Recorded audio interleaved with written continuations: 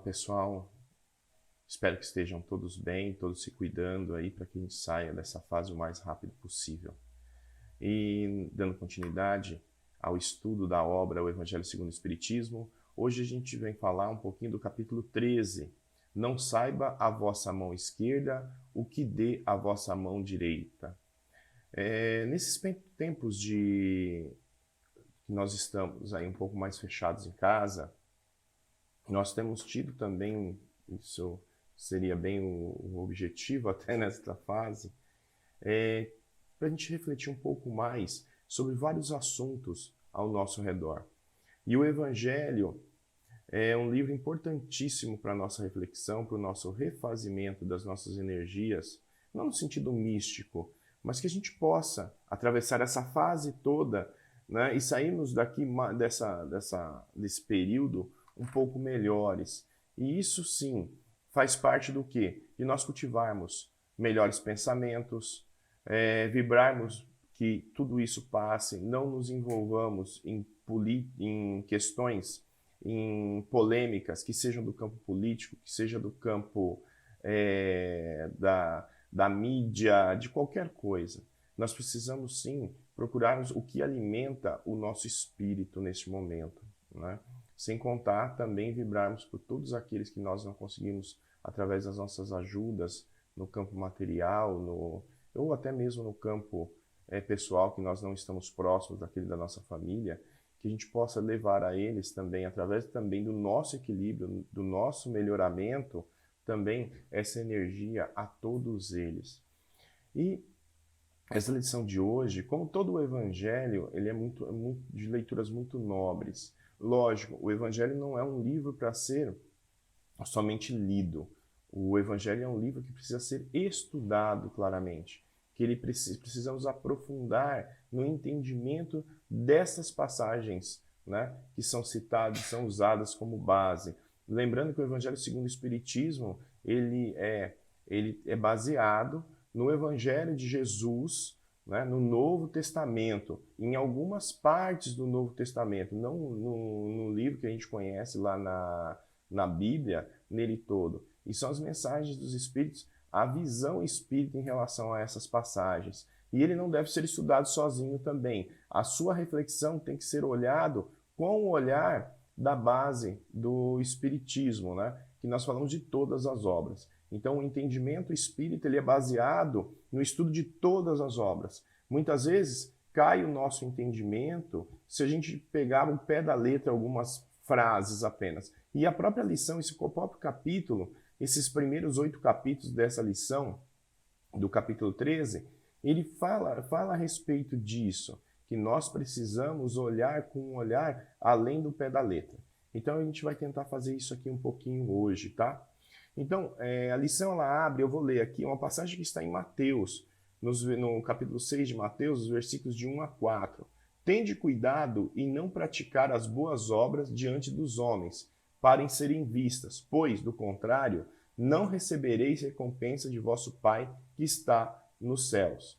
Assim, quando derdes esmola, não trombeteis, como fazem os hipócritas nas sinagogas e nas ruas, para serem louvados pelos homens. Diga-vos, em verdade, que eles já receberam sua recompensa. Quando derdes esmola, não saiba a vossa mão esquerda o que faz a vossa mão direita, a fim de que esmola fique em segredo, e vosso Pai, que vê o que possa em segredo, vos recompensará. Lógico, existem muitas passagens aqui que elas são, que Deus que está no céu, nós sabemos que Deus é onipresente, que Ele está em todos os lugares, que Deus a tudo vê. Né? Nós sabemos que a vontade de Deus ela se manifesta através do quê? Das suas leis. E nós estamos mergulhados nessa vontade divina, das leis, que sejam das leis materiais ou das leis espirituais a todo momento. Por isso que a simbologia é que Deus vê a tudo. Né? Não é que Deus tem... muitas vezes a gente tem essa questão de querer entender a Deus como um homem, e nós damos atributos do nosso corpo físico a Deus. Não é nesse sentido que a lição e a doutrina espírita vê a Deus, ainda dentro da nossa própria ignorância, né? Da nossa falta de entendimento de várias coisas, não é assim que a visão de Deus. Isso é muito importante para a gente entender até o que está no Evangelho segundo no segundo Espiritismo. E aí a gente vai refletir alguns trechos dessa lição, né? E nós sabemos que fazer o bem, ele é muito importante. Para quê? Para que nós tenhamos uma sociedade melhor, para que o meio seja influenciado de forma melhor pelo bem que nós fazemos, tá? E isso é um grande mérito. O bem por si só já é um grande mérito. Então, mas esse bem ele serve do quê? Ele serve para a nossa ignorância, para a nossa arrogância, ou ele está servindo para a nossa transformação. Esse é o principal ponto. Fazer o bem sem nenhum desejo contrário, nenhuma vamos dizer assim, fazer o bem sem esperar nada, ainda para nós é muito difícil. Porque ainda nós esperamos que esse bem que fazemos seja revertido para nós, nem que seja no plano espiritual, que seja na nossa evolução. Entendendo o seguinte, nós somos seres imperfeitos aqui nessa Terra que fazemos o bem na grande maioria das vezes. A grande diferença é porque o espírito que já alcançou patamares de evolução, ele faz o bem porque ele não sabe mais fazer o mal. Ele não pensa, ele não escolhe. Então, até o entendimento de livre-arbítrio, ele é um tanto diferente entre o espírito que tem um pouco mais de entendimento e aquele que tem um pouco menos de entendimento. Por exemplo, ele não vai pensar em fazer o bem ou fazer o mal. Ele vai fazer o bem, porque ele não pensa mais no mal. E nós ainda temos muitos momentos que a gente oscila, né? Que a gente ainda tem as dúvidas em fazer o bem ou não. E outra grande diferença é o seguinte, o que é fazer o bem? Essa é uma grande indagação que nós temos. Né? O que é fazer o bem? Inclusive existe uma frase, né? Fazer o bem, ser bonzinho é fácil, o difícil é ser justo. Mas o que é esse bonzinho, o que é esse justo? A gente tem uma mania de usar muitas frases prontas para querer explicar várias coisas. E não é bem assim que as coisas funcionam. A gente precisa ter esse discernimento. E a doutrina espírita é riquíssima nesse ponto, para nos aguçar e nós refletirmos esse ponto de vista. O que é ser justo? Justo perante ao quê? A lei dos homens? A lei divina? E a gente lembrar que nós temos ainda o nosso entendimento em relação a essa lei. Então é muito complexo ainda, mas a gente precisa se esforçar e a gente precisa fazer o bem dentro do nosso entendimento e dentro da nossa capacidade da melhor maneira que a gente possa fazer. O problema é que muitas vezes, vamos pensar no nosso dia a dia, nós exigimos que as pessoas sejam gratas a nós. Quando Jesus traz a questão da mão direita e da mão esquerda, né, e que ele fala para uma não saber da outra, é no sentido do quê? De nós não esperarmos nada em troca. De nós não esperarmos recompensas, às vezes até das questões assim, eu fiz tanto pelo meu filho, olha como ele foi ingrato, me abandonou. Eu fiz tanto por esse colega de trabalho e ele veio agora e puxou meu tapete. E a gente fica esperando isso. E a gente pensa assim, nossa, mas é tão difícil, né? Nós não pensarmos assim, mas essa é a realidade. Nós temos que ter a primeira consciência que nós vamos ter é essa, ajudar sem olhar a quem. E esperar essa recompensa. Porque aí nós vamos usar esse bem que nós estamos praticando, para quê? Para a nossa evolução moral. E aquele que faz sem ostentação o bem, sem querer mérito, sem querer holofote, sem esperar gratidão, é esse que mostra a sua superioridade moral. Ainda na nossa condição, é um tanto complexo, né? De nós, por exemplo, renunciarmos a essa satisfação de levarmos assim, ganharmos os parabéns, o obrigado. É muito difícil a gente, para nossa missão, mas precisamos aprender a lidar com isso. Da mesma forma dentro de casa. A gente vê, muitas vezes, aí, a família em portas de presídio, em portas de cadeia, e a gente começa a pensar e refletir da seguinte forma: o que será? Será que aquela mãe, o que ela pensa ali naquele momento que ela está com o filho ali, né, preso? Ela tem a frustração dela. Mas será que ela espera que o filho tenha gratidão por ela, por conta daquilo? Naquele momento, provavelmente não. Ela está ali porque ela o ama. Ela está ali porque ela o quer bem. Ela quer estar ali, mostrar que ela está ao lado dela. Depois pode vir os outros sentimentos. Mas naquele momento é o sentimento de caridade, sim, de amparo. É a mesma forma de nós ajudarmos o outro, assim como a mãe, né, provê ali para o filho as condições para que ele, no primeiro momento da sua existência aqui, como ser reencarnado, proveja a vida, no sentido do quê? Da criação, da possibilidade que ele sobreviva, né? Mas muitas vezes no nosso dia a dia nós reclamamos demais e reclamamos o tempo todo. Nos tornamos pessoas rancorosas. Ah, mas eu ajudei tanto aquele cara no trabalho e ele puxou o meu tapete, ele me prejudicou. Olha, no centro espírita eu faço tanta coisa e vê agora, eles me mandaram embora, trocou todo mundo e parece... E a gente fica nessa vibração negativa. E nós ficamos o quê? Cristalizamos essa sensação. E isso é muito ruim, isso é muito negativo. E a gente vê que isso não é só... E pessoas que carregam, não só naquele momento, mas durante toda uma existência.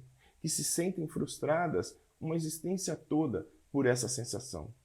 Então, tudo que está no Evangelho, tudo que está na doutrina espírita, elas precisam ser colocadas no nosso dia a dia, para que nós deixemos de lado a nossa culpa, a nossa revolta, a birra que a gente tem de algumas coisas, o ódio que a gente tem de algumas coisas, que a gente deixe isso de lado. E nós precisamos entender que o bem que nós semeamos, ele mesmo que naquela hora nós não sintamos o retorno, ele é colocado de forma que ele vai bradar por toda a parte, né?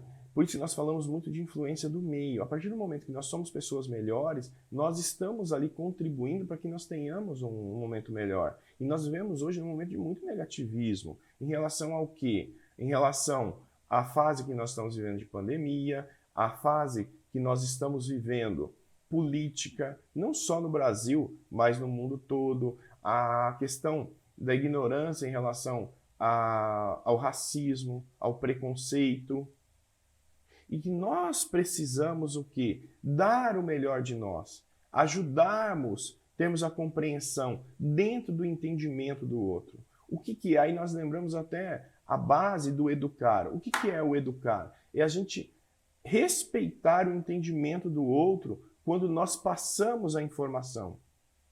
Da mesma forma que se eu quero conversar com alguém, com o meu pai, eu vou ter um discurso com ele diferente que eu tenho com meu filho. Por quê? Por questões de entendimento, por questões de necessidade naquele momento.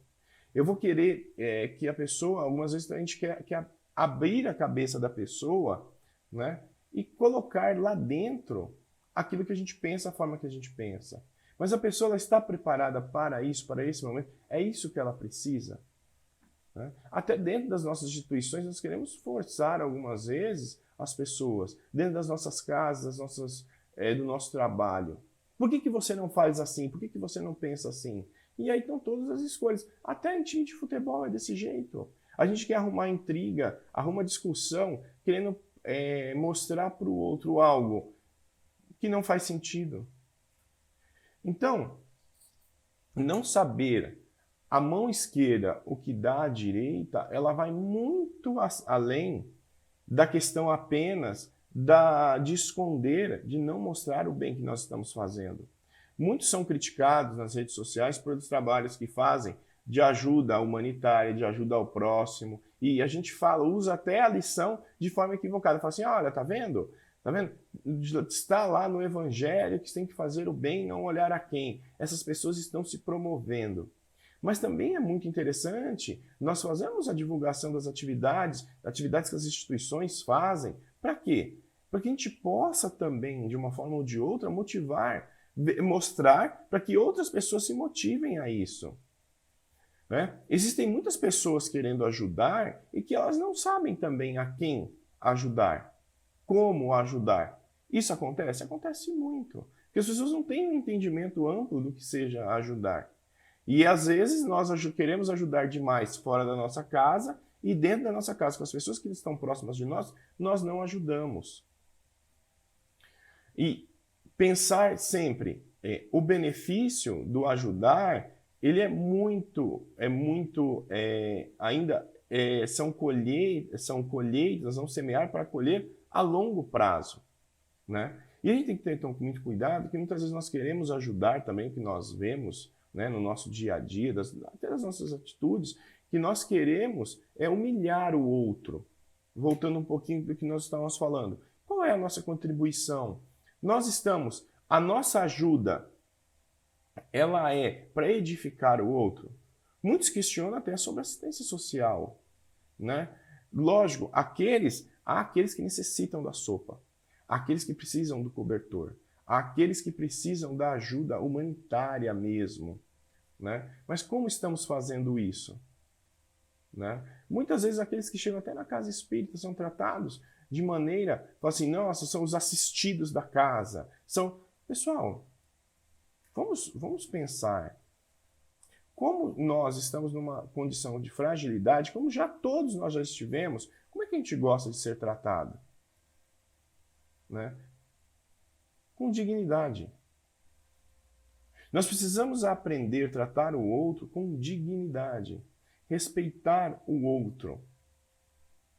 Muitas vezes aquele morador de rua, ele não gosta daquela comida que está sendo servida. E a gente fala assim, olha só, está passando fome e está recusando a comida aqui. Está vendo que orgulho dele? Como se ele fosse obrigado a querer aquilo que a gente está oferecendo. E o direito dele? Né? Nós não estamos querendo manipular demais a consciência dele?